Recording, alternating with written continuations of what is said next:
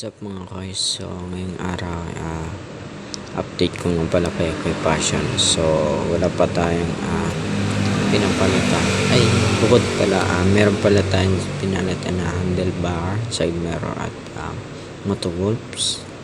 Binili natin sa marketplace, pero yung dati ko na yun nilagay ko lang kasi dagdag natin pag motovlog.